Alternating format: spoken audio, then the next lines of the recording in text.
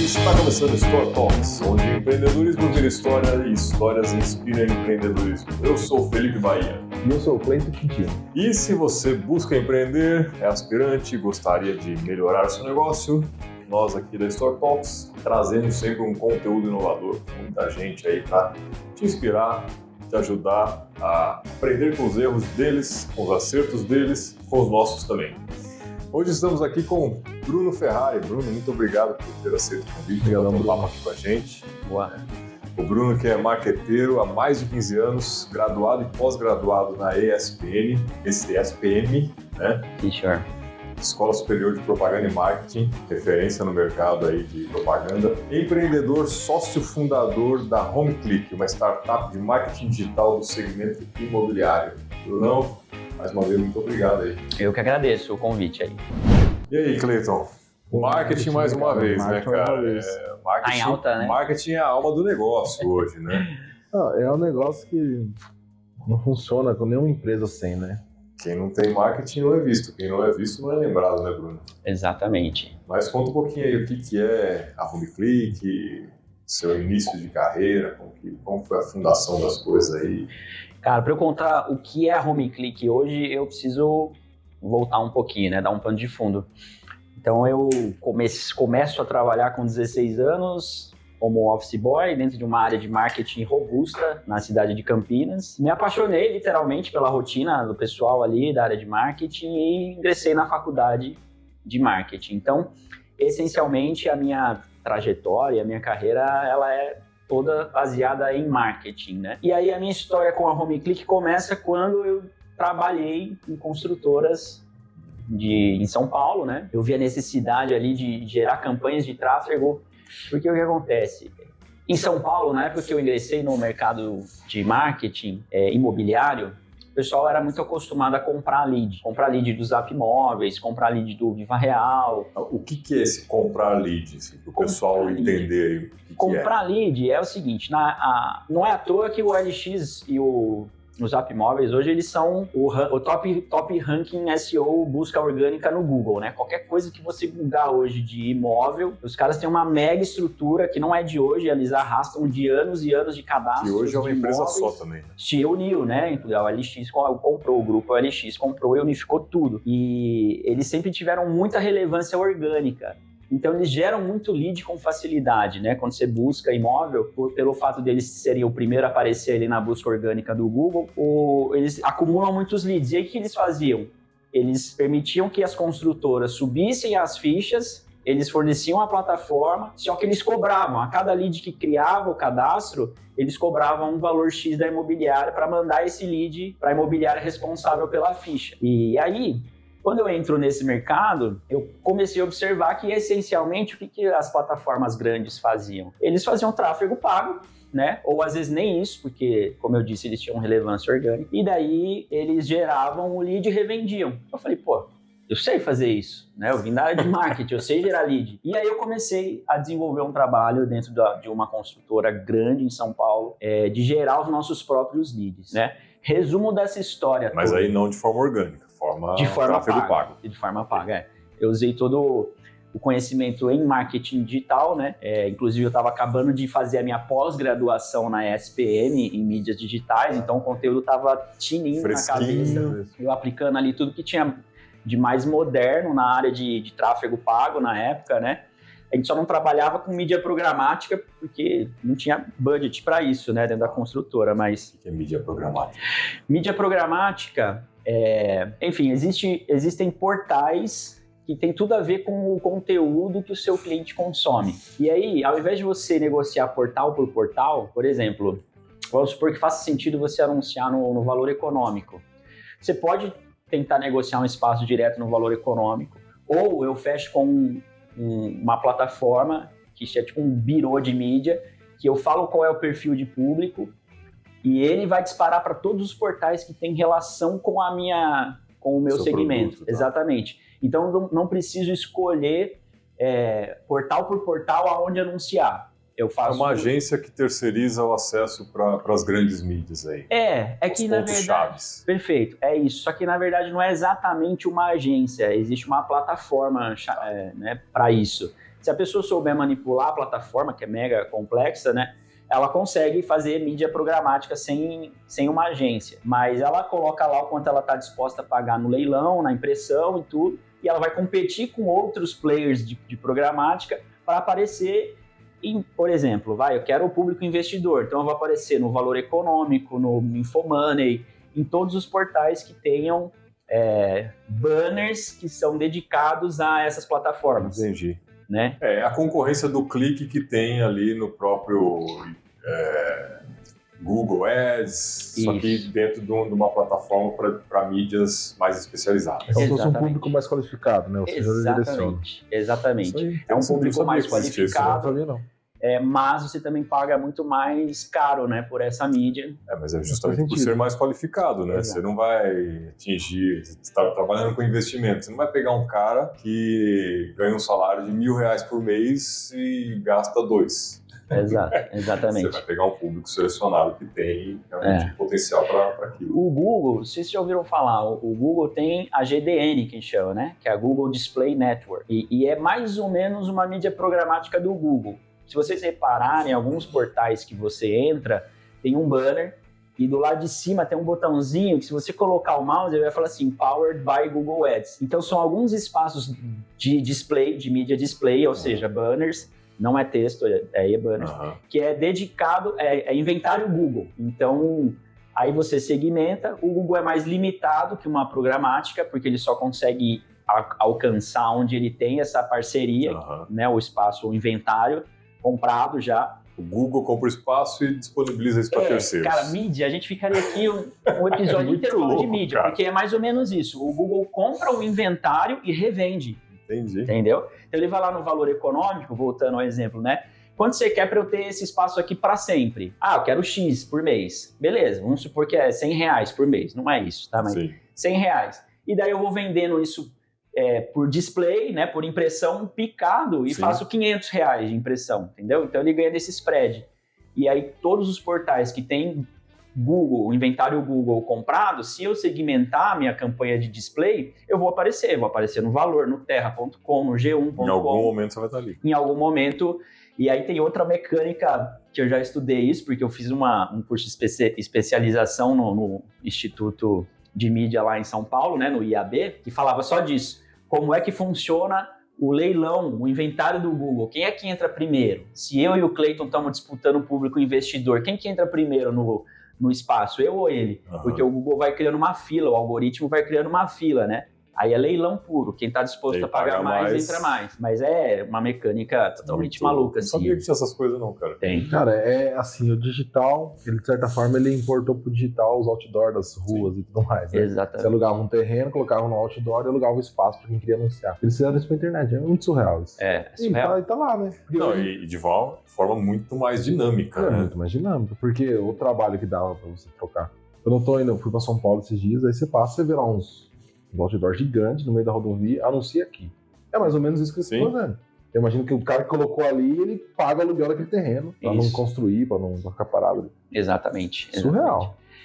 E aí, voltando para Home Click, né? Aí eu falei, eu sei fazer isso, eu sei gerar lead, eu vou gerar os meus próprios leads para comparar com os leads que a gente compra já pronto, né? O contato, nome, e-mail, telefone do Zap Móveis, por exemplo.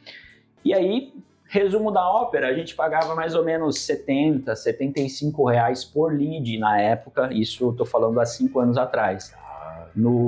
De todos os leads que a gente comprava ali do Zap Imóvel Web, 123i, que era um portal mega famoso, e eu gerava esses mesmos leads, digamos, né, a R$12, R$13. Então, com a diferença que eu ganhei, né, de economia, eu comecei a tacar lead na cabeça dos corretores, cara. O cara que recebia enchente de lead nos caras. Enchente de lead no time da construtora. Então, o cara do online, né, que a gente chama o corretor online, que recebia um lead, ele começou a receber 4, 5 leads por turno. Aí os caras ficaram mega felizes, né? Porque às vezes o cara ficava lá, é por turno que eles trabalhavam, não acontece nada, não recebe contato. Ficava lá meio período, vamos dizer assim, das 8 ao meio-dia, e atendia um lead que caía no chat ou, né, no CRM ali na empresa. E aí, quando começou a chover lead, os caras, agora, né? Agora para que eu não tô dando conta. Chegou a ter casos de diminui porque o corretor não tá dando conta de dar vazão nos leads. O que eu constatei na prática? O lead do Zap Imóveis não era nem melhor nem pior, né? Era lead, tudo igual. Só que eu aumentei as vendas porque você aumentou o volume. Porque eu aumentei volume. Você teve volume. Exatamente. A economia, você conseguiu investir mais e trazer mais qualificação. Quem chuta mais vezes no gol tem mais chance de fazer gols. Perfeito. Né? Isso aí. O princípio é exatamente esse, né? Surreal. E aí eu falei, pô, tem uma coisa aqui que ninguém tá olhando. Porque todo mundo fazia assim. E às vezes eu conversava com marketing de outras construtoras e todos faziam no mesmo esquema. Comprava no mesmo lugar. Compra de lead.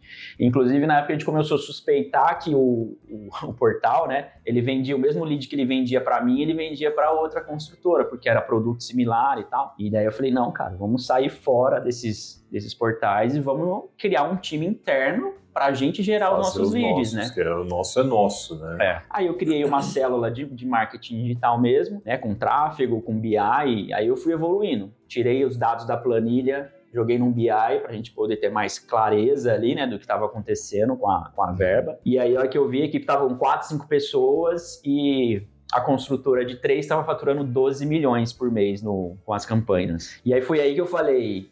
Dá pra ganhar dinheiro. Dá pra ganhar dinheiro com isso. Aí primeiro eu conversei na construtora, que eu tava na época, não vou falar o nome, né, pra eu ficar chato, mas não consegui um acordo para ganhar nesse spread que a gente teve, né? A gente tá faturando muito mais, eu queria participar desse mérito. Você trouxe resultado, né? 4 vezes o faturamento, não então? Pois é, 4 vezes de faturamento, e aí, o incremento salarial que me propuseram na época não chegou nem perto. Não tinha nem lógica. Eu escutei, isso acontece muito em empresa grande, na empresa que eu trabalhava, eu sou da área tributária, o meu supervisor na época ele fez um projeto para recuperação de imposto. O trabalho dele era supervisor fiscal, então o trabalho dele era gerenciar que o imposto girasse. Mas ele começou a observar que tinha um gargalo de imposto ali. Ele começou a estudar a legislação e falou, isso aqui eu consigo recuperar, preciso adaptar isso. Chegou pro diretor e falou, tem isso aqui, dá para recuperar na época, acho que era R$1 milhão. Um dinheiro perdido de imposto. Aí ele pegou e falou assim, não entendo nada, o diretor falou, não entendo, vê aí com o jurídico se dá. Aí ele foi pro jurídico, o jurídico falou assim, não é a área minha, não sou tributário, monta a peça, eu assino, só que a gente vai fazer um termo aqui interno da empresa que foi você que vai tomar a frente. Eu vou assinar só por ser advogado e tal. Se der merda, problema seu. Então, o supervisor falou, eu estudei aqui, eu sei que não vai dar merda. Fez, recuperou. Aí ele foi e falou, viu, eu vou ganhar um bônus, alguma coisa você. Não, você fez seu trabalho. Daí ele olhou e falou, tá, tchau, pediu demissão. Ele aprendeu a fazer um negócio. O valor é assim, que ele pegou conhecimento do caminho das pedras. Agora eu vou vender isso pros outros, monto uma empresa e ganho dinheiro. Exatamente. Cobro um honorário de 30% do que for recuperado, acabou. Os escritórios tributaristas, eles fazem isso. Que foi basicamente o que você fez. Aí em outro segmento, com outras ferramentas, né? Claro. Esse tipo de coisa é uma ótima oportunidade de empreender. Só que a boa parte das pessoas não tem essa visão que o Bruno teve, seu chefe teve. Puta, e aí? Será que eu faço? Será que eu não faço? Será que dá certo? É o risco. E empreender é um risco. Você pode sair... Podia ter saído, montado a HomeClick e podia não ter dado nada, graças a Deus, ou graças ao seu mérito também de ter feito a coisa direito, né? Porque, eu já falei, né? Pessoas, vamos montar um negócio. O que você vai fazer? Vou vender copo. Você sabe vender copo? Não, mas eu sei que dá dinheiro. O cara não pesquisa mercado, não testa, não faz protótipo. Não faz nada. Então, você tem que tomar esse cuidado. O bom dessa fase é que a gente consegue testar com o dinheiro dos outros, né? Exatamente, cara. Isso é muito bom. Tem um cara que fala isso, um famosão, que a melhor maneira de começar a empreender é com o dinheiro dos outros. Né? Mas dentro da empresa. Exatamente. Tá de empregado ali. E aí foi, agora fechando a história, foi isso que eu fiz. Eu comecei a gerar os próprios leads, comecei a gerar os próprios números, porque até então os números ficavam todos com os portais de acesso, de CTA, de CTR. E aí eu comecei a trazer isso para dentro de casa, coloquei uma métrica. Comecei a ter métrica, BI, comecei a selecionar melhor quais canais eu ia pôr mais ou menos dinheiro. E, cara, e aí foi. E ganhei muita experiência e muito teste AB foi realizado, né, para chegar no nível de maturidade que a HomeClick traz hoje, do tipo, que tipo de criativo vai melhor para quem procura imóvel classe C, classe B, classe A, é totalmente diferente os interesses desses caras e totalmente diferente o apelo criativo visual que você vai usar. A forma de comprar é outra. A jornada deles são diferentes, né? E aí eu arrastei tudo isso para Home Click, foi quando eu conversei lá e não teve muito acordo, né? Eu falei, então eu vou montar essa estrutura com esse know-how e eu vou vender para todo mundo do mercado. Foi assim que nasceu a Home Click. Testando, não tem outro jeito, tentativa e erro, Não pode fazer na loucura, né? As pessoas, vocês têm mania de empreender aí sem saber o que vocês estão fazendo. Faz o teste, faz um plano de negócio, poder de negócio. Estuda um pouquinho de marketing. Estuda um pouquinho, não, estuda muito, né? Ou terceiriza, né? Eu desisti dessa questão. Quando eu comecei o escritório, eu tentei. E de repente eu tava passando o dia todo lendo sobre marketing, tentando entender. E aí, não vou pra uma faculdade, só ali na base do Google e tudo mais. Você fala, cara, é muito tempo, muita coisa. Sem contar que, assim, as plataformas que você usa devem ser as plataformas convencionais, né? Facebook, Instagram, YouTube, Google Ads, talvez um LinkedIn, agora TikTok, agora não, TikTok também já está bem crescido aí. Mas essas plataformas, elas mudam muito a política de como fazer as coisas. Se você não tiver alguém que entende o que está acontecendo ali, você está fazendo um negócio que às vezes hoje não dá mais resultado, né? Exatamente. Então, terceirizar ou ter uma pessoa especializada nisso, creio que seja muito vantajoso. Exatamente. Para você ter uma ideia, o Facebook, a plataforma Facebook, há uns anos atrás, eles tinham 7 versões de Facebook rodando ao mesmo tempo. Só tinha uma que estava rodando no Go Live, vamos dizer assim, mas eram 7 testes de plataformas com algumas mudanças de algoritmo. Alguns usuários viam uma plataforma, Isso, eles às vezes migravam uns usuários beta para uma nova versão, mas não era uma e outra versão, eles tinham 7 sendo testadas. E é isso que vocês falaram, às vezes muda, testou, validou, a outra já estava funcionando há tempos e ninguém sabia. Aí eles sobem de um dia para o outro, tudo que você tinha lá tem que ser revisitado, revisto, principalmente quando a mudança afeta o algoritmo, né? Tem que estar bem atento. Você tem que conhecer a fundo para poder perceber as mudanças também. E eles não avisam, né? Só altera, o algoritmo é um segredo industrial deles, então eles também não abrem. É mais da experiência de quem está lidando com a plataforma, no sentido de tráfego pago, né? O marketing, utilizar como marketing mesmo para entender o que está acontecendo, imagino eu. Não sei se é isso. Não, é isso mesmo. Existe uma estimativa, né? Porque o objetivo da plataforma é monetizar, não tem jeito, né? Ela quer monetizar, ela quer que as pessoas colocam dinheiro em tráfego. E a última mudança de algoritmo foi tão drástica que na época eu trabalhava com alguns influenciadores, assim, não influenciadores gigantes, mas empresas que tinham um número relevante de seguidores. E do dia para a noite, assim, a pessoa tinha 5 mil visualizações de story quando postava. E aí, de repente, tinha 250. Nossa! Eles fizeram uma última mudança há um tempo atrás, muito drástica, que eles limitaram, além da gente que trabalha com isso, que o alcance orgânico, eles te limitam até 20% da sua audiência. Então, assim, 20% vai ver o seu conteúdo.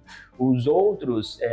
pode ser que apareça, mas em momentos muito... Ele vai dar preferência para... Né, ele tem as métricas de engajamento, ele sabe o conteúdo que você se engaja mais. Então, assim, se você tem 1.000 seguidores e postou, 200 está garantido que vai chegar o conteúdo.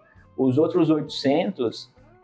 se você pagar, chega, senão vai ser mais difícil. Mas isso são, você disse, né, são números que não são expostos pela plataforma, mas o sentimento da comunidade que discute esse tipo de coisa. Perfeito, só para registrar, né? Não é algo comprovado, porque eu não tenho dados concretos para isso. Como você disse, o algoritmo deles é segredo de Estado, industrial. Mas que a gente percebe percebeu nessa última mudança uma grande limitação no alcance, a gente percebeu, principalmente também com relação aos conteúdos de imagem versus vídeo, porque a disputa entre o Facebook ou o Instagram, né, da Meta, com o TikTok ficou muito acirrada.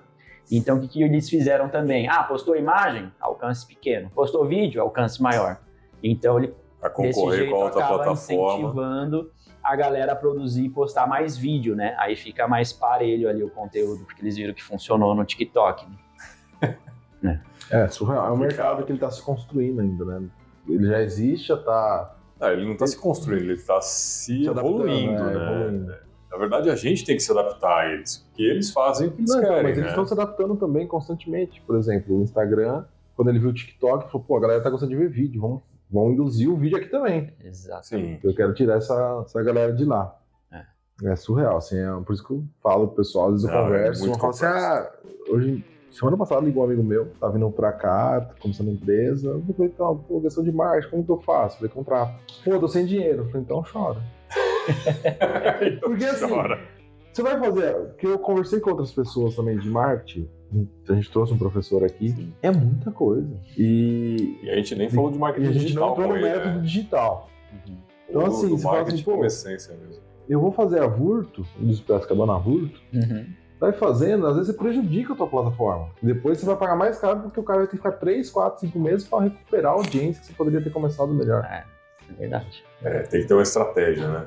Tem. Essa questão, a gente vê muita empresa querendo economizar no marketing, né? Mas, cara, marketing é vendas, essencialmente. Marketing é vendas. Ele faz já parte. falou isso aqui, ó. Eu até separei algumas perguntas. Não existe venda sem marketing e marketing sem vendas. E não existe empresa que sem vendas. Então Até a gente falou num episódio aqui, né, de vendas especificamente, falei, você pode ter problema em todos os segmentos. Enquanto sua empresa está vendendo, ela vai continuar seguindo.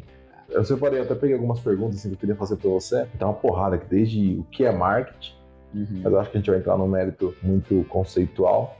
E tem um aqui que é marketing de qualidade. Custa caro? Custa caro. Custa caro porque ele vai ser proporcional ao retorno que você tem. Ele é mais assertivo, né? Eu sempre falo que eu sempre gostei muito de exatas e acabei cursando uma matéria que é considerada de humanas. Mas eu, Bruno, consigo enxergar muito hoje em dia com o marketing digital, cada vez mais um marketing de exatas. Porque a gente mexe com BI, com métrica, é número. E o que acontecia muito, né, com os clientes que vinham até a minha empresa o cara queria faturar 100 mil reais por mês, investindo R$1.000 em publicidade, porque alguém falou para ele que era possível. Só que quando você começa a operar uma campanha dessa e começa a ver a ferramenta trabalhando e os números, você vê que é uma matéria exata, quase que exata. Vou dar um exemplo, para deixar mais claro. A gente tem uma métrica chamada CPA, que é o custo por aquisição, ou, se a gente quiser entrar mais a fundo, o custo por venda, o CPV. Então vamos supor que R$5 o custo por venda. Você tem que multiplicar quantas vendas eu preciso fazer para faturar R$1.000. Preciso fazer X. É X vezes 5, você está pagando R$5. É claro que o objetivo do marketing digital é ficar de olho em todas as chavinhas, né? Porque não tem só o CPV na história, para você sempre ir otimizando a campanha e baixando esse custo final aqui, que é o custo por venda, ou o custo por aquisição. Só para entender a diferença, o custo por venda é quanto me custou para vender este produto online. O CPA é quanto me custou para adquirir um cliente novo. Então é diferente, custo por aquisição, porque o mesmo cliente depois pode fazer mais compras. Pode, né? Exatamente. Então, é uma matéria quase que exata. Uma hora você vai chegar num limítrofe ali de, cara, cheguei em R$3 no CPV e não baixa mais disso. É impossível essa conta vingar para os 100 mil que ele quer. Aí você tem que inverter o jogo. Falar, é R$3. Para vender 100 mil, tem que colocar, né, X vendas. São X vendas. Então, você precisa colocar X reais em mídia. E é aí que o pessoal não entende. E esse número não é assim, sua empresa é tal, então é tanto. Não, você tem que começar a fazer um trabalho dentro de cada empresa, mesmo que sejam segmentos semelhantes, para encontrar esse número, imagino eu. Sim, com certeza. Você tem a tua especialidade hoje com marketing está com imobiliário, né? Todas as classes, A, B, C e D? Todas as classes eu tenho. A, B e C. E as métricas são diferentes para cada classe. Você consegue fazer uma relação, por exemplo, um empreendimento X para a classe C, que a meta de faturamento aqui é tantos milhões, gasta X% em marketing. Você tem essa correlação? Eu consigo chegar, Cleiton, nesse número. Porque aí é uma forma, né? Se o cara chegar para você e falar assim, eu sou, aí no teu caso, você é especialista num segmento, mas eu imagino que todos deveriam estar nessa mesma lógica.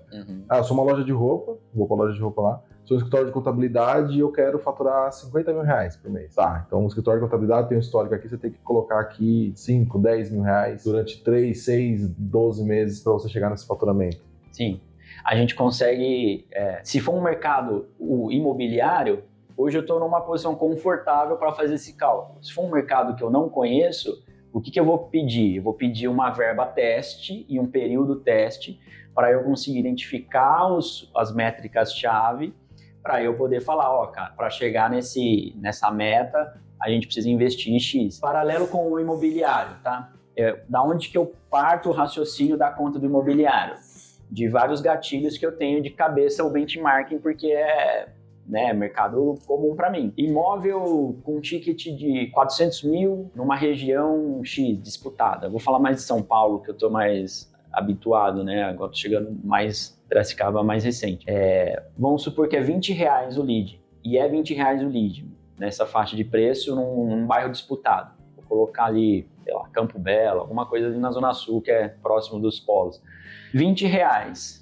Para eu fazer uma venda de imóvel, a taxa de conversão é de 1%, em média. Aí vai depender da equipe. Tem o fator humano também, né? Ok. Eu tenho o vendedor lá na ponta. Só que tudo isso dá para ser trabalhado, viu, Cleiton? Se eu começo a trabalhar com uma imobiliária e o pessoal está performando 0,3% ao invés de 1%, eles estão muito longe do ideal. Então eu já noto que o gap pode estar na equipe comercial. Então a solução pode não ser a campanha, a solução pode ser treinamento do time comercial. Então, partindo desse pressuposto, eu preciso de 100 leads para uma venda. Então, 100 a R$20, eu preciso de R$2.000, né? Para fazer uma venda. Então, aí eu começo a calcular, né, onde até o tanto que a construtora, enfim, o cliente quer vender e trabalhar todas as variáveis no meio do caminho. Não é... Quando você analisa essa correlação, por exemplo, como o teu mercado, você me passou agora dados, não é surreal, né? Você pensar para você vender um apartamento de R$400 mil, você gastar você gastasse até, sei lá, R$40 mil, acho que seria válido, 400 pau. Mas ok. R$40 mil eu acho muito. Não, é muito, mas eu não sei quanto que custa esse apartamento, qual que é a margem desse cara, da construtora. Porque você fala assim, qual que é o valor adequado? Tipo, eu imagino que a construtora já tem um histórico, ela já saibam região e tudo mais. Mas R$2.000 para 400 eles mil fazem pesquisa. Mas quer ver, para te ajudar na conta? Faz a conta como se fosse imobiliária. 4% de comissão. 4 vezes 4, 16. 16 mil. Você pôs 2 mil, faturou 16. Só que a conta é fácil, mas vai convencer a imobiliária de pôr R$2.000 por mês, exatamente. Entendeu? Eles não... porque aqui você está falando de um apartamento de R$400 mil, mas quem vende não é a construtora. Imobiliária. Não, ok. Quem costuma colocar esse dinheiro, a construtora também coloca. Mas a venda, aí o dinheiro quem põe realmente é imobiliário. Então a conta é mais do que o Bruno falou.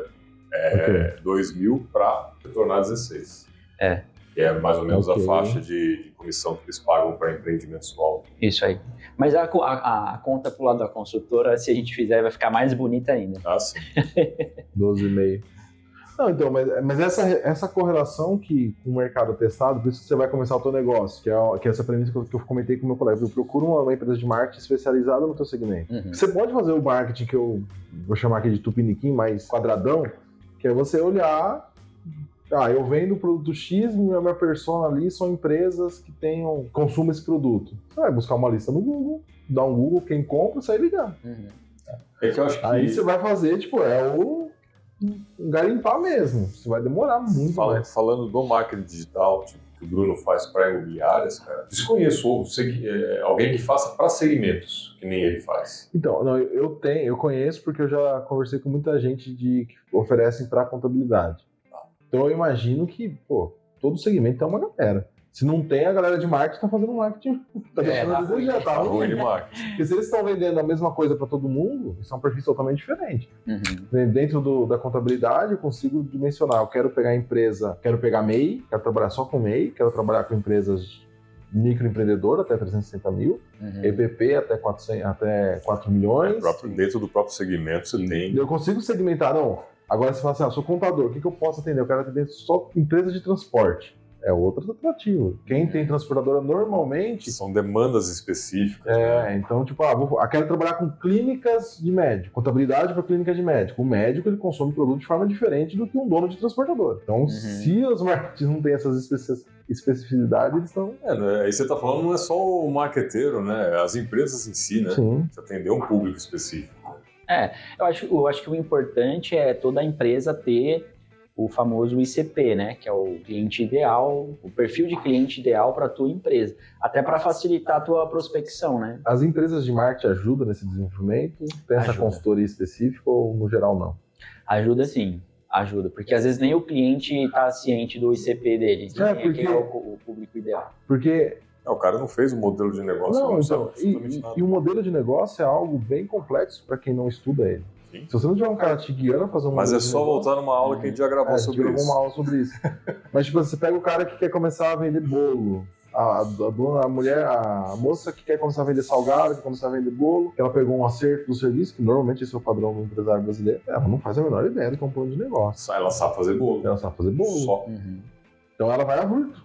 De novo. Ela vai lá, fala pra vizinha, fala pros parentes, manda no grupo do WhatsApp, cria o Instagram e só espera. Exato. Essa segmentação, ela é importante. Você ter clareza para quem você, o que você vai fazer, para quem você quer vender, isso está lá no modelo de negócio. Isso vai te ajudar muito a fazer seu negócio crescer mais rapidamente ou entender que você está fazendo errado e corrigir. Né? Então talvez marketing não custe tão caro. Se for nessa média de 12%, 13%, o tempo que você vai aprender para chegar nesse know-how, às vezes você vai passar 3, 4 anos batendo cabeça. Você pode evitar quebrar, né? Porque você pode não ter capital suficiente para chegar até o momento que você vira prejuízo para lucro. Né? E o problema é que alguns clientes, né, menos maduros, eles têm uma tendência de, até voltando à pergunta do Cleiton, marketing bom é caro? Marketing de qualidade é caro. Porque tem gente que vai sempre no mais barato e aí o cara não tem o know-how. Por que a gente dá a Home Click hoje, ela tem um valor fixo já, né? Porque ela traz todo esse know-how, inclusive o know-how de qual é o teu público e a tua região. Se eu já tiver no meu banco de dados um público rodado para aquela campanha, eu não posso usar o público, tá? Deixar claro, não posso usar por questões de LGPD. Mas o que eu posso fazer? Eu posso usar isso como combustível para o meu algoritmo. Então eu vou lá no Facebook, eu já fiz uma campanha para um imóvel X, região X, e falo, usa essa base que eu já tenho e procura clientes parecidos, que é o famoso lookalike que a gente chama, né? Procura clientes parecidos, porque eu sei que a chance de serem bons clientes é grande. Então, você tem essa base, então você já está direcionado. Então, se eu tiver uma imobiliária, eu posso chamar, você vai pegar o perfil de imóvel que eu trabalho, o perfil de público que eu quero e mandar semelhante a esse. Exatamente. Você já ganha tempo. Exatamente. Só se você comentar qual é a localização, a tipologia do seu imóvel, eu já sei guiar o meu time criativo. Então, a classe C, imóvel classe C, foto da piscina. Um exemplo, né? Sim. Por quê? Porque o cara da classe C, ele sonha em ter uma casa com piscina, mas ele não tem. Ele sonha em ter uma churrasqueira, mas você vende o que para ele? A piscina do prédio, o espaço gourmet, o salão de festas. Então, né? Agora, o cara classe A tá pouco se lixando se tem piscina no prédio ou não. Isso não é tão relevante. Quantos carros põe na garagem? Quantas vagas eu tenho para guardar meus carros? Qual é o padrão de construção disso daqui? Então é outro apelo. Então aí se o cara vai no mais barato, o cara não tem nada disso, começa do zero. Vai direcionar pro cara errado. Fazendo teste do zero, isso quando ele sabe testar direito. Aí o dinheiro que você já perdeu, né, é o famoso barato sai caro. Até você chegar num nível de maturidade, você já perdeu muito dinheiro. Aquela história, né, Cleiton? Eu não vou deixar meu sobrinho fazer. Meu sobrinho sabe mexer nisso aí. Meu sobrinho manja esse negócio de rede social. Agora, você falou, é caro. Eu tenho um conceito talvez um pouco diferente, cara. Ser um alto preço é uma coisa, ser caro é outra. Isso é caro quando, assim, o caro pra mim é quando tá fora de preço de mercado. Esse copo custa 100 aqui e na outra loja custa 200. Bom, mas é o mesmo copo. então aquele lá tá caro, porque o preço de todas as lojas é nessa faixa de 95 a 110. O outro tá cobrando 200, isso é caro. Agora é um alto preço, pô, esse copo custa 100. Então eu não posso pagar. Para mim é um preço alto, então não dá. Porque essa correlação que eu quero chegar que é exatamente isso. Então, por exemplo, você comentou do exemplo do imóvel de 400 mil, que aí você ajustou para, não, eu vou investir 2 pro cara faturar 16 ali na corretagem. Aí a gente tá falando de 12%. Você fala assim, pô, eu quero faturar 10 mil reais, 12%. Se for no mercado entendeu essa correlação que eu quero fazer? Sei lá, talvez seja 13, talvez seja 14. Por isso que eu falei, se for uma empresa especialista em comércio, padarias, como funciona o marketing de padaria? Quantos clientes eu coloco para girar aqui? Aí um marketing especialista em padaria, ele vai saber que, ó, para você ter um faturamento de 100 mil, 200 mil, você vai ter que investir 10, 15, 20%. E aí eu não acho muito, porque se você ficar parado, porque o problema de estabelecimento comercial são os custos fixos. Se o cara tá vendendo na casa dele qualquer coisa, beleza. Ele vendeu, não vendeu, é só o custo de estoque. É ruim, mas é menos pior. Agora, porque as pessoas também não fazem a conta como deveria, né? Isso, perfeito. É aquilo que você já falou várias vezes. Se a pessoa trabalha em casa, os custos fixos dela, teoricamente, né, que ela considera zero. Mas se um dia ela sair dali para montar um escritório, ela vai ter custo. E ela não colocou isso antes. Aí depois ela vai tomar a dor de cabeça porque ela não planejou nisso antes. Aí vocês estão entrando num papo bacana, porque eu já vivenciei casos do cliente falar assim, mas não tô tendo lucro. Aí eu falo, então o buraco é mais embaixo, porque tá vendendo, qual que é a tua margem de lucro? O cara não soube me responder. Eu falei, então, você não sabe nem sua margem de lucro, você não vai ter lucro. Esse caso foi um caso que a gente, até porque, né, o P de preço tá dentro da nossa disciplina de marketing, né, faz parte do nosso mercado. A gente estudou e a gente refez a tabela de preço do cliente, inclusive colocando o cálculo do CPV à venda. Vou pagar R$4 para vender, então inclui mais 4 para eu ver quanto sobra de lucro líquido no final. Então, são vários fatores, né? Quando a gente fala de marketing, são muitos fatores. Não é só postar na rede social e sair correndo. Não é só postar. Por isso que eu falo que é mais... Por isso que eu falo que e tem outros fatores ainda, né? A constância, a qualidade, o momento certo, você usar uma tendência para atrair o público. Então, assim, é muito complexo, cara. Eu já falei, eu já tentei estudar também, como você disse, cara. Assim, estudei, entendo superficialmente, mas assim, vou fazer, vou chamar alguém para fazer. Eu tô fazendo isso com vários clientes meus na parte, sim, com vários setores assim pontuais, que eles me ligam e falam, eu preciso de uma pessoa, eu quero fazer marketing. Por onde começa? Começa contratando uma pessoa. Mas eu não tenho recurso para contratar o melhor do mercado. Beleza, começa contrata o melhor que você pode. O melhor que você pode. Separa um budget pro marketing e acompanha isso. E aí você vai escalando, você vai vendo o resultado. Você vai não vendo o resultado, você vai por mais resultado. Mas você fazer por conta, amigo. Cleiton, e você falou uma coisa que eu vou até ressaltar, porque é muito importante. Vai escalando. Isso é muito importante no marketing, porque assim, o cara não tem verba, ele já é pequeno. O que ele quer fazer? Ele quer pagar o mais barato possível na mão de obra, geralmente, né? Para potencializar o investimento em mídia, porque na cabeça dele o que dá resultado é a mídia. E não importa se é o Chiquinho, o Zezinho que tá fazendo, né? Cobrou 500 aqui, vai com ele porque ele sobra mais dinheiro para mídia. Só que aí que tá, né? Aí combinação, né? É melhor ele pagar, nem que seja por enquanto, 80% pro cara que vai fazer o tráfego, o especialista. Mesmo que ele olhe e fale, mas meu dinheiro tá indo todo pro Felipe e não tá sobrando dinheiro pra mídia.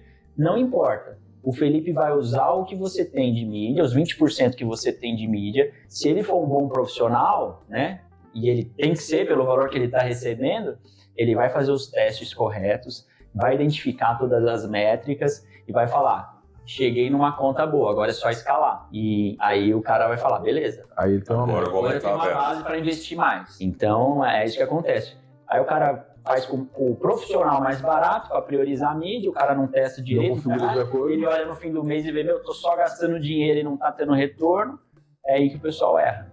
Cara, eu nunca tinha pensado nisso, mas tem toda a lógica. Essa minha pergunta me leva a um outro questionamento aqui que eu achei interessante. Quanto tempo leva para os resultados numa sessão de teste? Vamos supor, se você fosse pegar, a gente está falando da imobiliária, você fez uns testes lá dentro, né?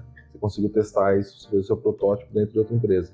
Mas você tem essa noção, tipo, vou começar a abrir agora um braço aqui na minha agência, no HomeClick, eu vou criar uma célula aqui focado em contadores. Quanto tempo você imagina que você leva para pegar um escritório do zero, vamos trabalhar assim? Entender vou criar as a página, vou criar a rede, entender as métricas, fazer tudo. Tá, essa resposta eu tenho, porque eu não sei se a gente, acho que nem comentou, né? Até que eu tive uma franquia de assessoria de marketing digital, da V4 Company, né? E dentro do pacote V4 Company que a gente... Você era da V4? Eu tive uma V4 Company em São Paulo. Tive um escritório. Esses caras, eles estão gigantescos. Esses caras aí falaram que deram a dica que fudeu os consumidores, estavam putaço. É? Tem um vídeo de uma galera da V4, eu não sei exatamente quem são. Que é, mas como você consegue reinvestir em marketing todo mês? Ele fala, não paga imposto. Aí as meninas regalam a pessoa desse tamanho, aí ele fala assim, não paga imposto. Mas você sonega? Não, eu não sonego. Eu só não pago. Eu declaro, pego o valor que vai pagar de imposto e injeto em marketing. Mas aí você fica devendo pro governo? Fico. Não suja meu nome, não protesta, e depois, quando vira o ano, eles me dão parcelamento em 60 vezes com juros muito menor do que de um banco tradicional. Então eu uso o dinheiro do imposto para reinvestir em marketing. E foi assim que a empresa cresceu. Não sei quem é esse cara falando, mas tinha lá o logo da V4. É o CEO, ele realmente pregava isso. Funcionou. Realmente pregava isso. Né? Não compactuo desse pensamento. Na época, explodiu no grupo dos contadores, que eu tenho vários grupos, a galera falou, putaço. Eu falei, gente, no Brasil, que o imposto não vai retornar, note, ele não tá sonegando. Sonegar é crime, não pagar é só inadimplência. Ele declara tudo certinho. Se ele só não paga. Você tá pegando dinheiro emprestado do governo. O governo pega do nosso FGTS e paga uma mexaria. Então, assim, não... Aí você não fala assim, não consegue contar com o governo. Não sou fiscal do governo. Eu tenho que analisar negócio. Dentro do negócio, em termos de números, isso faz todo sentido. O balanço dele tá fechando, a empresa tá crescendo, ele deve imposto. Ele vai pegar capital de giro no banco e tá ferrado. Se pegar esse valor que ele coloca em marketing, que é o valor do imposto, picado nos bancos, primeiro que o banco nem ia dar esse crédito pra ele. Verdade. E na época ele falou lá, tipo, a empresa estava escalando já estava em, tipo, 10 ou 15% do faturamento era imposto, tudo no investimento em marketing. Eles cresceram, tinha uma puta de um estado. Então, dentro da V4, inclusive, eu fui gestor de novas franquias. Eu ensinava novos franqueados a como trabalhar no sistema V4, tá?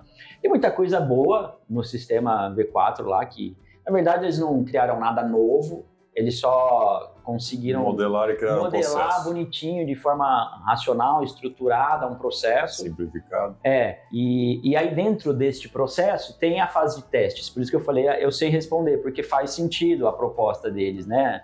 Que são 3 meses de teste. Então, o contrato sempre tinha que sair com os clientes com um mínimo de 6, né? Um mínimo, menos que isso não fechava. Por quê? Porque eles já contavam que metade desse período vai ser teste, no mercado novo, no caso, né? Aí se eu estiver falando de um mercado que eu estou acostumado e tenho métricas de mercado para comparar, eu consigo agilizar isso. Mas se eu pegar uma empresa do zero, que eu não tenho histórico de campanha de algoritmo, métricas de mercado, eu preciso de 3 meses para construir isso. E o que leva mais tempo para ser construído é exatamente números suficientes, porque aí eu vou voltar de novo na questão da verba.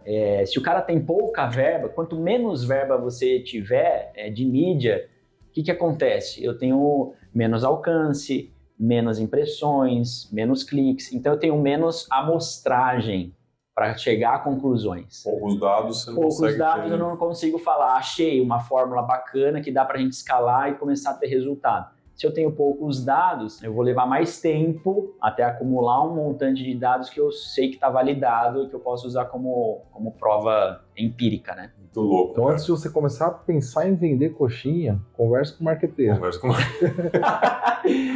Por aí. Porque, eu não sei, assim, eu posso estar viajando na maionese aqui, mas eu acho que às vezes é mais viável você fazer um empréstimo, investir em marketing, do que fazer um empréstimo e otimizar um processo que você nem sabe se você vai vender. Investir em estrutura. Tipo, eu consigo fazer, vou usar o exemplo da coxinha que é mais simples, eu consigo fazer a coxinha em casa. Pô, não aluga um estabelecimento, pega o valor do aluguel e tudo e investe em marketing. Faz uma consultoria com o pessoal de marketing, porque você, de novo, se você for estudar, fica muito mais caro, e você vai gastar o seu tempo que você podia estar fazendo coxinha. Então vai fazendo coxinha ali no boca a boca. É custo. E vai pondo em marketing. As opções existem, né? As opções existem. Vai pondo em marketing. Porque aí em 6 meses, vamos dizer assim, você consegue ter uma noção real se o seu negócio funciona ou não. Pode dar certo ou não, pra onde você tem que ajustar. E até tem uma história engraçada que tem a ver com o que a gente está falando, que é, eu já tive várias tentativas de empreender, né? Inclusive uma familiar, que a família inteira se juntou para fazer um negócio. Abrir uma empresa, né? E aí... Pelo que você está falando, não deu certo. Não deu certo, mas foi uma experiência, né, que me trouxe aqui, inclusive. E eu falo isso com orgulho porque tem vários empresários de sucesso que falam, quebrei 1, 2, 3 vezes até dar certo. Se for por aí, eu já tô, né, a minha próxima tem que dar certo. Tá chegando a hora. Tá chegando minha hora. Tomara que seja já com a Home Click. Mas enfim, e aí o meu pai tem 64 anos, não um pouco mais, 35. E na época ele se orgulhava, porque ele chegava na empresa cedo e ele abria o escritório, ele varria a fachada, que era uma empresa de logística, né? E tinha um saguão, assim, que recebia caminhão, fiorino, ele ficava varrendo. E ele um dia chegou e falou, com todo orgulho, né? Porque eu faço de tudo um pouco aqui, até varrer. Aí eu falei assim, porra, a gente tá pagando caro então pro faxineiro. Porque ele era o CEO da empresa, entendeu? Então essa lógica de eu sou o CEO da empresa, mas vou aprender a fazer marketing digital aqui. Cara, o teu tempo é muito mais precioso. Tipo, você tem que focar em coisas que o CEO foca. Que a hora do CEO é 4, 5, 10 vezes mais cara que a hora do gestor de tráfego. Então, contrata um gestor de tráfego, deixa ele fazer, ele vai fazer melhor, ele vai, com certeza, tirar melhores resultados da tua verba, enquanto você foca no que você tem que focar. Quando a empresa está crescendo, você não tem capital, ok, faz sentido você fazer, inclusive, a faxina, né, varrer a calçada e tal. Mas depois que o negócio está crescendo, cara, você tem que tomar decisões e deixar funções específicas para quem tem capacidade de fazer aquilo melhor que você. Por isso que você paga as pessoas para... Você não contrata pessoas piores que você contrata pessoas melhores que você para fazer aquilo que você não pode fazer. Exatamente. Por isso que você paga caro para elas. Eu sei que isso aí virou brincadeira, porque ele passava uma boa parte da manhã varrendo lá e se orgulhava. Eu falei, pô, a gente tá com um CEO pagando um salário do CEO para ele varrer a calçada. Não faz sentido. Mas é bem por aí, então. A pessoa às vezes quer economizar e fazer... mas aí ela tem um cargo geralmente maior, né? Um cargo de gestor ou de CEO, mas ela acaba desfocando fazer tudo ao mesmo tempo. Isso talvez seja até um pouco do sentimento do dono de um pequeno negócio, que ele acha que ele tem que estar realmente fazendo tudo, né? Não é, cara. Seu negócio não vai crescer se você continuar fazendo desse jeito, né? Essa é a verdade.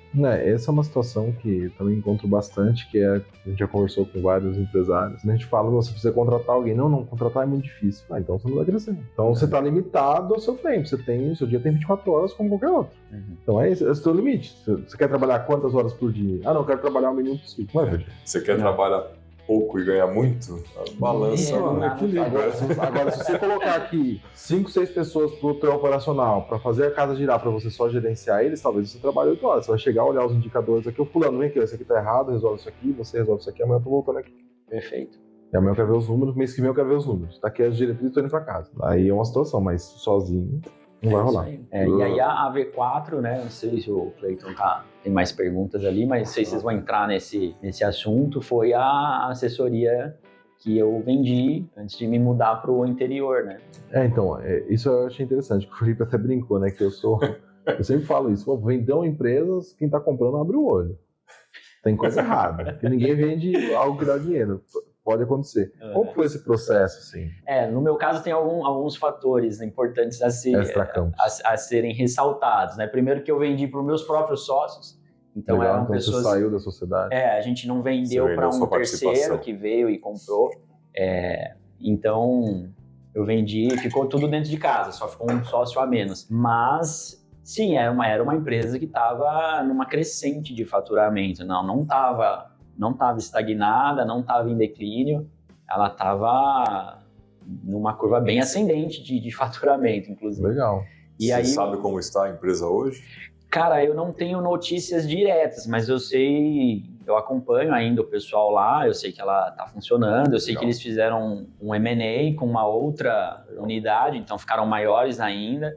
A última notícia que eu tive, acho que eles estavam faturando na casa de 4 milhões ano, assim, e Para quem por acaso não sabe, M&A se juntou com outra empresa ou adquiriu, né, uma outra franquia e virou uma só. Exatamente.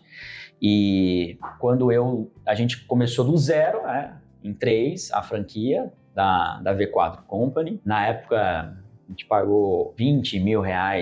Saiu coisa bem pouca. Eu lembro que a gente no começo, um não tinha dinheiro para pagar o boleto da parcela da franquia, ia jogando pro outro. E assim que a gente montou lá a V4, né, a convite de um amigo meu, que é meu amigo até hoje. E a gente saiu do zero para 2 milhões de faturamento. Então, e eles continuaram, né? Dobraram. Um M&A, mas dobraram. Mas aí tem outro ponto a se ressaltar, que foi a questão teve um pequeno desencontro ali de sócios, na verdade. Tinha sócios que eram executivos e sócios não executivos. Então, né, pra galera também, não sei se está ligado, o sócio executivo é o cara que, além de ser sócio, ele presta serviço, né, ele tá na empresa atuando com os seus skills, o seu conhecimento. Bota a mão na massa.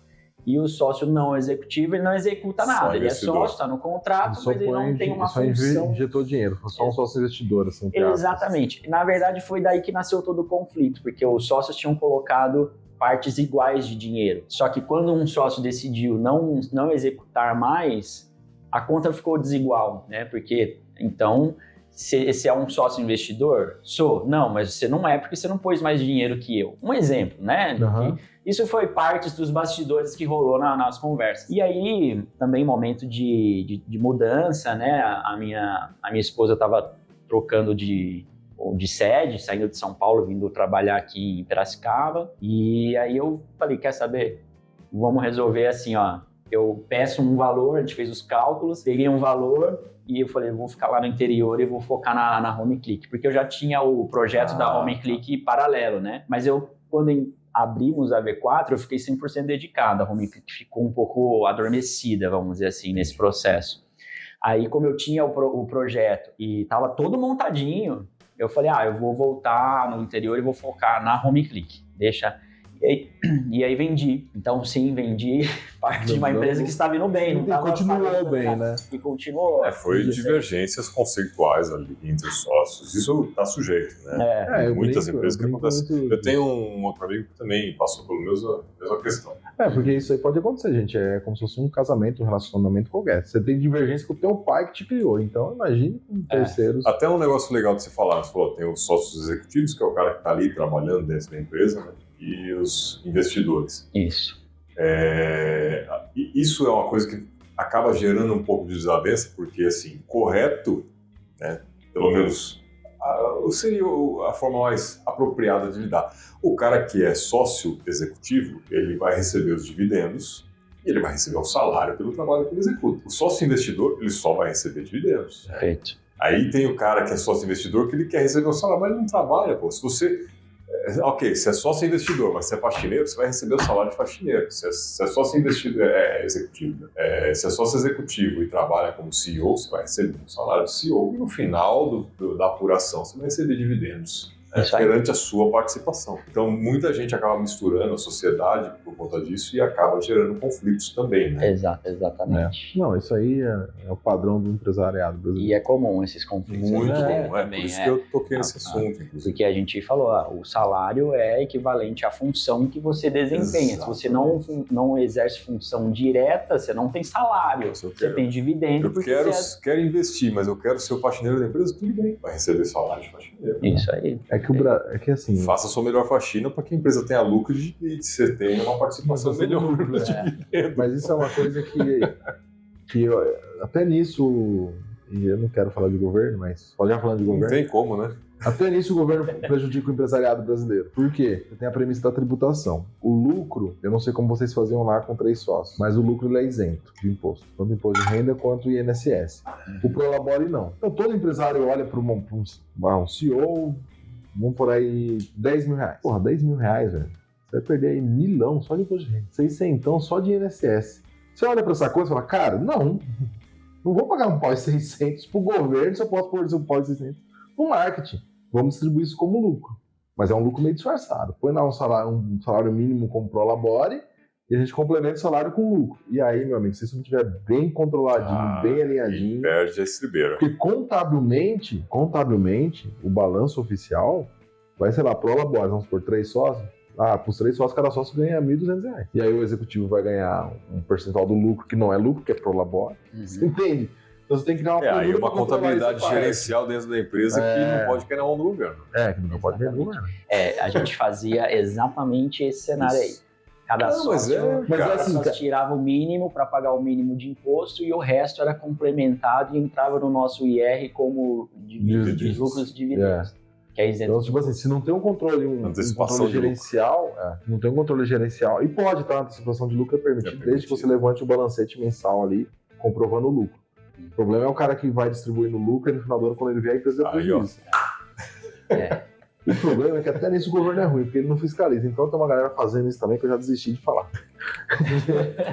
Eu ando perdendo as esperanças. No primeiro episódio pra cá, eu tô falando assim, faça se quiser. Faça ainda. Não, sabe por quê? Porque eu chego no cliente e eu passo essa aulinha. Tem chance. Aí ele fala pra mim assim, não, mas eu tenho fulano, beltrano, assim, ele me apresenta 10 nomes de 10 empresários do ciclo dele, que fazem assim a vida toda, que a empresa realmente, cara.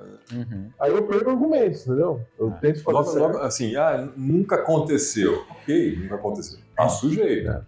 Depois não venha falar comigo que eu não avisei. A máxima que eu tô usando é a analogia do médico com cigarro. Todo médico vai falar pra você que fumar causa câncer, mas você conhece alguém que fumou a vida toda e não morreu de câncer. Talvez ele morra atropelado. Inclusive o médico, né? Inclusive o médico. O médico dos médicos, bons médicos fumam de acordo. Obeso e fumante.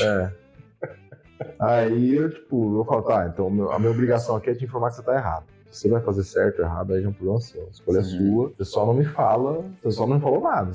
Não tô sabendo de você não me manda uma carta lá pra eu assinar um termo de uma ata dizendo que eu concordo com você. Não concordo. Inclusive eu tive problemas, né? Porque eu fui comprar um imóvel recente e aí eu declarei, na declaração do IR, a venda da minha cota, né? Ela entrou numa guia lá que não poderia entrar, como outros, declaração de outros, alguma coisa assim. Na verdade ela tem que ser linha de capital. Aí eu tive que ratificar para poder aprovar, senão não ia. Porque também é uma outra jogada, porque o ganho de capital você está sujeito a pagar imposto de renda. E como a tua empresa estava indo bem, então provavelmente você tomou uma palaudinha com o imposto. Exatamente. Você fez um comentário, você fez uma passagem, tinha uma pergunta aqui. Tem a tal da LGPD, que é um pé no saco. Como que fica o marketing com a LGPD? Um saco. LGPD, Lei Geral de Proteção de Dados. Então a empresa só pode divulgar aquilo que o dono do dado autoriza previamente.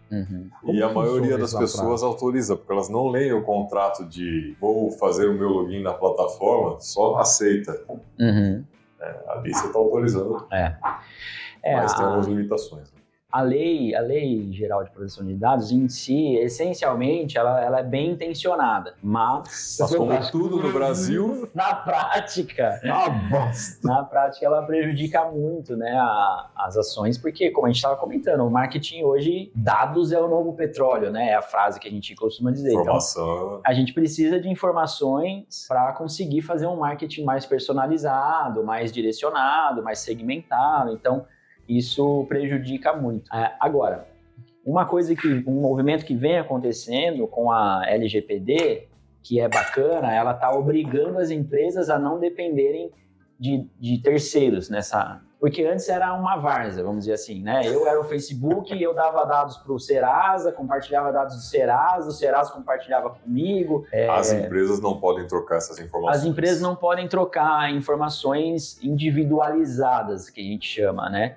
E aí sobra para a gente de marketing, sobra o famoso cookie de internet, por exemplo, né? A gente hoje trabalha mais com cookies de internet, que são arquivos que são gravados nos computadores, que armazenam ali muitas informações sobre o usuário, mas nada de cunho pessoal, nada que consiga identificar que aquela pessoa é o Felipe Bahia, por exemplo. Mas eu sei que é uma pessoa de 30 e poucos anos, de 40 e poucos? 40 e todos. Então 40 e todos. 40 4.0. De 40 anos, que tem um histórico XPTO de navegação e tal, então, né, que mora em Piracicaba, porque ele pega pelo região.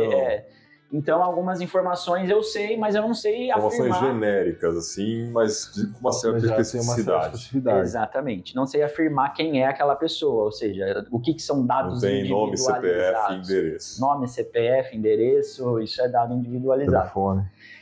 Mas o que tem acontecido, que é bacana, eles estão obrigando as empresas a serem as próprias fontes captadoras de dados, né? Cada vez mais. Então, isso é interessante, porque eu não dependo mais, vamos dizer, para segmentar a campanha de plataforma de terceiros. Aí eu vou voltar a citar Google, Facebook, Instagram. Eu posso ter o meu banco de dados e ir captando. Se o Felipe deu nome, endereço, telefone e ticou que ele está de acordo que eu posso usar esses dados, a minha empresa, não posso compartilhar com empresa nenhuma. Bati no microfone. Porque realmente era uma várzea, as pessoas vendiam. Ainda vende, né? Ainda tem o submundo que ainda faz essas coisas. Eu também acho, porque me ligam direto, me oferecendo umas coisas. Mas como tudo no Brasil, você falou, a fiscalização... que antigamente você ia na Santa Ifigênia lá em São Paulo, você comprava um CD com 60 mil contatos. É verdade, né? Eu tinha esses mails que eu comprava. Descobri só agora.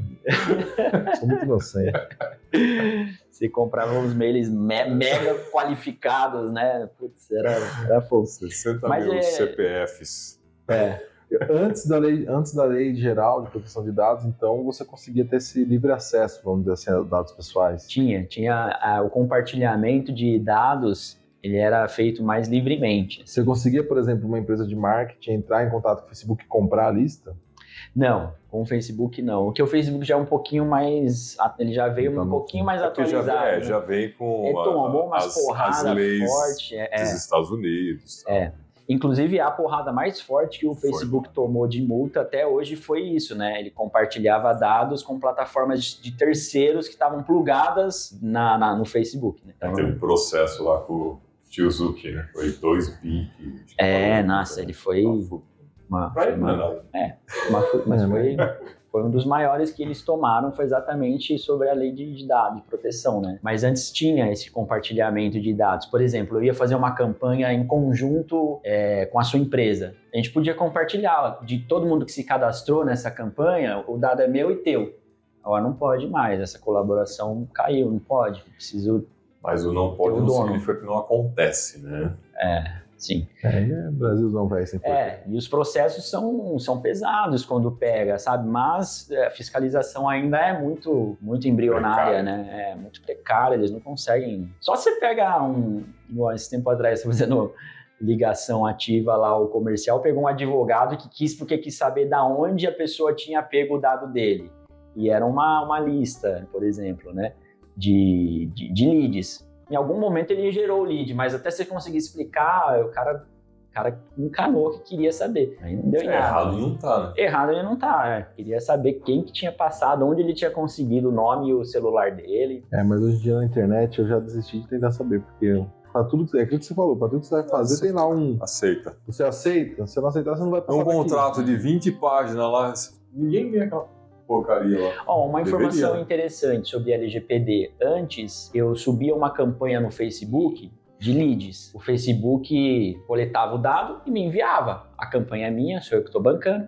Agora, para eu subir uma campanha de formulário, que eu capto dado individual, eu sou obrigado a ter uma página pública no meu site ou em qualquer lugar, mas tem que ter um link público, e que é verificado, inclusive, se o domínio é seu pelo Facebook, mas eu tenho que ter em algum lugar do meu site uma página pública que explica quais são as leis de proteção de dados específicas do meu site, porque o Facebook lava as mãos, ele fala, a empresa tal que está coletando os dados, esses dados não são meus, são deles, então se você quiser... Entra nesse link e leia quais são as políticas de segurança de dados dessa empresa antes de você se cadastrar. Então isso não tinha. É complexo, né? Complexo pra cacete. O marketing vai muito além do outdoor, da revista. Do panfleto. Né? Ainda mais hoje com o mundo digital, é muito complexo. Para quem vai fazer, né? Fala assim, é só entrar no Instagram e fazer fotinho, fazer videozinho. Não é, cara. Não é. Tem estratégia por trás, né? Tem constância, tem tipos, né? As linhas editoriais que o pessoal costuma falar, né? diferentes, que atraem em determinados momentos melhor do que outro, né? Então, assim, se você está realmente querendo montar um negócio, já tem um negócio, está vendo que o marketing está difícil, cara, ou você estuda, ou você contrata o filho do vizinho que não vai fazer direito, Sobrinho. ou você chama alguém o melhor que você pode pagar, né? Fala assim, eu posso pagar R$500, é o que eu posso? Contrata alguém por R$500, mas fica em cima da pessoa, cobra os dados, cobra as métricas, como que está indo a campanha, faz reunião semanal, quinzenal, para entender o que a pessoa está fazendo, os números que estão revertendo, quanto você está pondo e quanto está voltando, né? Não é só botar lá e esperar que a pessoa faça alguma coisa. Se você não cobra, né, cobra assim, resultado do seu funcionário, de um terceiro, né? cara, não adianta, não é pagar que vai trazer resultado para você. Exatamente, E isso acontece muito, né? A gente falando assim parece até uma coisa óbvia, né? Mas o óbvio tem que ser dito. Eu sempre falo isso. E acontece, né? Porque as pessoas ainda fazem errado, as pessoas ainda caem em golpe. O golpe do bilhete premiado. Tá quieto esse negócio de golpe aí. Já caiu em 2. Mas é por aí. Devagar, tô ficando lento. Mas o óbvio precisa ser dito.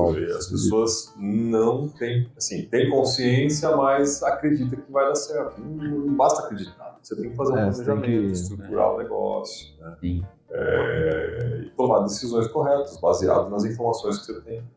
Eu que estou muito envolvido com imobiliário, né, eu recebo várias abordagens de ou agência de tráfego ou profissional de tráfego. E esses dias foi um barato que eu vi na timeline. Uma venda a cada 30 leads. Uma venda de imóvel a cada 30 leads. Eu falei, caramba, esse dá vontade, sério, de chamar. Só para ver o que é. Só para a hora que cair o 30º, eu vou falar, você assina um contrato aqui, que se não vender, você vai me ressarcir, só para pegar esses caras, porque é impossível, a gente trabalha com isso, né? Tem a jornada, tem o timing, tem a taxa de conversão, que eu acabei de falar, na melhor das hipóteses é 1%, é 100 leads para gerar, como é que o cara com 30? 1% é muito bom, cara. É muito excelente, bom, assim. muito bom. São números fora da realidade, conseguir 1% de conversão. Sim. Uma equipe, assim, top de linha 5 estrelas. A equipe boa, criativos, criativos quando a gente fala são os vídeos, as postagens, carrossel, fotinhos, essas coisas de excelente qualidade para realmente atrair a pessoa, né? A página de cadastro muito bem feita e simples para que o cara não precise fazer muita coisa, senão ele desiste, né? É um conjunto de coisas, não é só a venda, só o vendedor que tem que ser bom, só o criativo, é um conjunto, né? É uma equipe. E aí eu ia pegar seu comentário, né? Além do criativo, porque agora a gente, se a gente entrar nesse assunto, a gente também tem a gente tem que gravar um episódio só disso. Mas a inteligência artificial, por exemplo, vai ajudar muito, tanto na geração de criativo, quanto ela já está ajudando na copy, né? Eu não crio mais copy dos meus anúncios de imóvel. Fala baixo.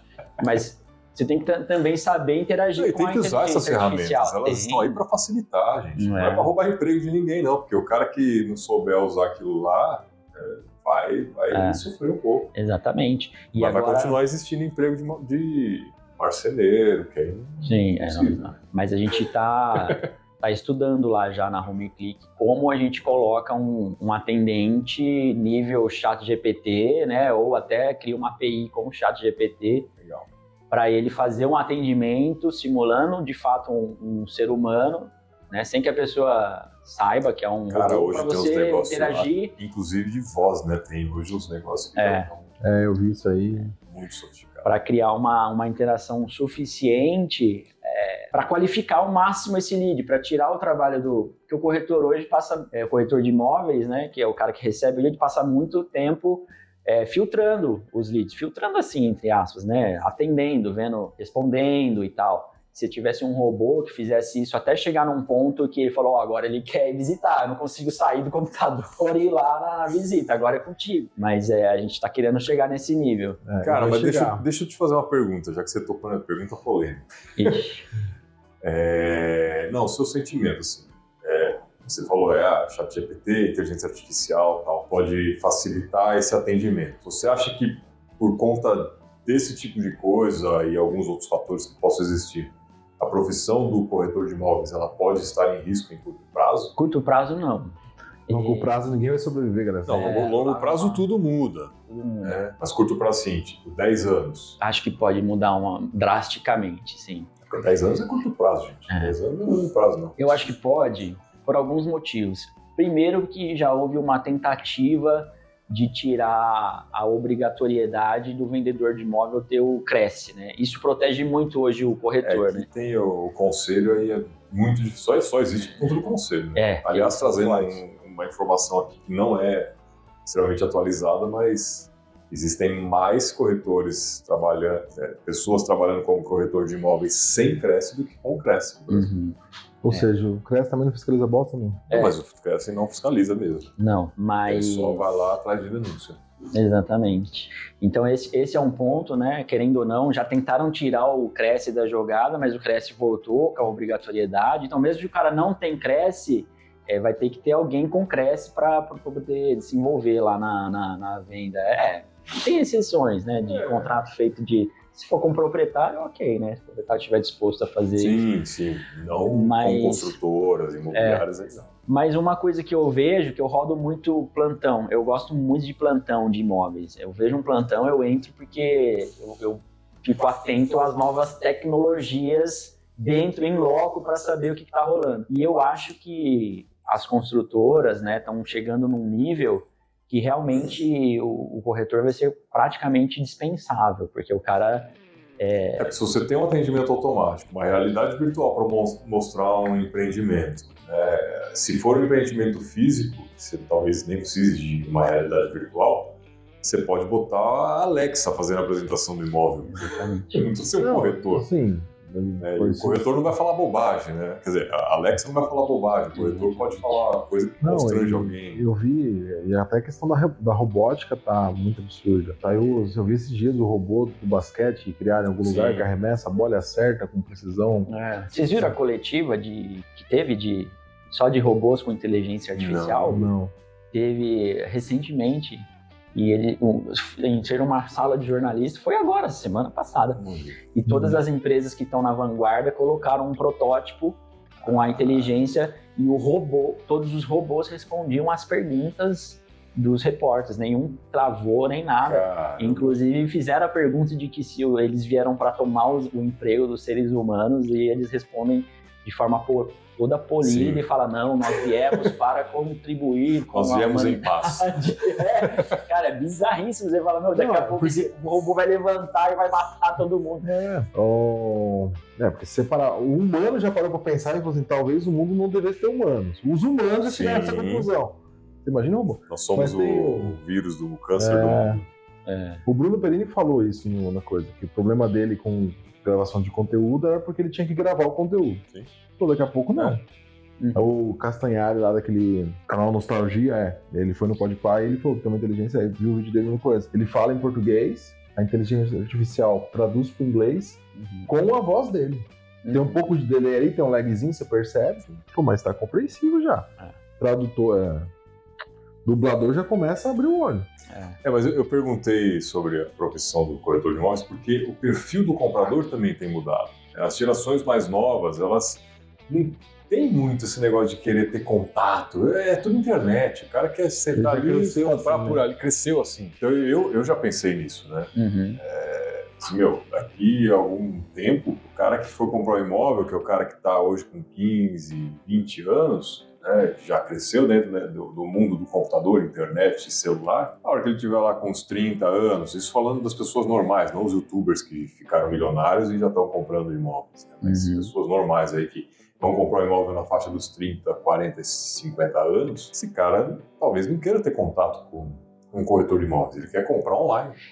Eu acho que, pelo que eu tenho visto, né, as experiências de plantão, elas estão evoluídas a ponto de você olhar e falar, cara, o corretor aqui vai mais atrapalhar do que ajudar, porque a própria tecnologia resolve muito da apresentação que o corretor fazia antes. Então, um exemplo que você citou, Felipão, que já acontece em plantões, né? Como eu disse, eu rodo muito plantão. Você entra no decorado e fala, Alexa, cheguei. Ela fala um texto, um script e fala, seja bem-vindo, Cleiton, ao empreendimento tal, nananã. Enquanto ela fala, ela está acendendo as luzes, está abrindo as persianas, te dá as boas-vindas e ela só fala, me avisa quando você estiver saindo do plantão. Aí você roda o decorado, a hora que você tá indo embora, você fala, Alexa, estou indo embora. Ela agradece a visita e ela sai apagando as luzes, fechando tudo, desligando o ar. Para que eu preciso do corretor nesse cenário? Talvez Talvez para entregar o café. Para entregar o café, mas só a gente falando do corretor, né? Mas não, eu tô falando porque é algo que pode acontecer, não é? No local de fala. No local de fala eu posso. Mas imagina. Pra quem não sabe, eu sou corretor também.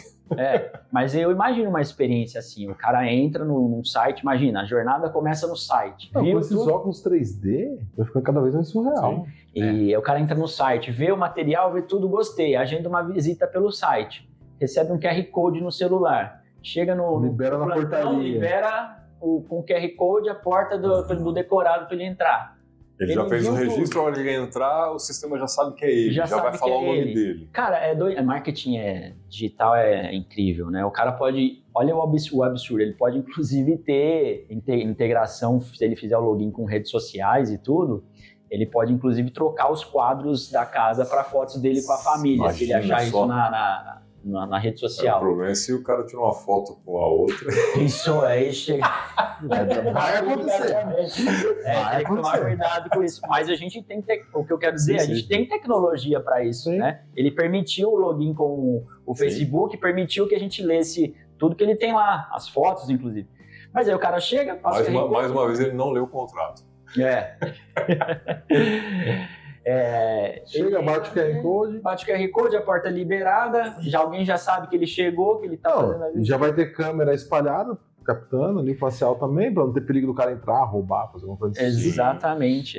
Você está sendo filmado, você concorda? Se não for ele, o sistema já chama a polícia. Quer transmitir tua visita ao vivo no Instagram? Puta, quer gravar. Tem tecnologia pra tudo isso. E o resto do processo ele faz à la quinto andar. Ele submete gostei, submete a proposta, que alguém vai avaliar, não precisa ser um corretor, pode cair direto na consultora. Pode ser uma inteligência artificial que já vai olhar que vê a margem de desconto que ele está barganhando, até onde pode aprovar, não pode, tudo isso é parametrizado. Tudo que é processo, cara, você pode automatizar. Tudo isso é parametrizado. E assim, a gente está falando aqui de imóveis especificamente, mas tudo isso você pode aplicar em praticamente todo segmento. Eu estou fazendo um curso aí de pedreiro, porque o contador também vai nesse balaio aí. Vai, cara.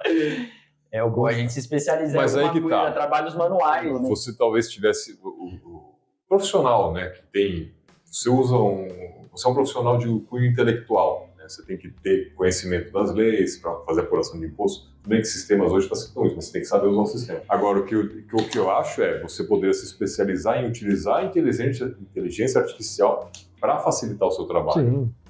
Isso já tem programas. Não, né? já tem. Mas as pessoas ficam nessas. Eu vou perder meu emprego. Não, eu vou usar essa ferramenta e melhorar o meu trabalho, ganhar ainda mais espaço. Mas uma galera vai perder emprego. Vai, mas o cara que não quer se atualizar, isso aconteceu desde que o mundo é mundo, cara. Mas assim, é que agora vem aí é a análise que de novo citando o Bruno, que ele faz nos programas do Bruno Perini, ele fala isso. O problema é que a atualização agora é exponencial.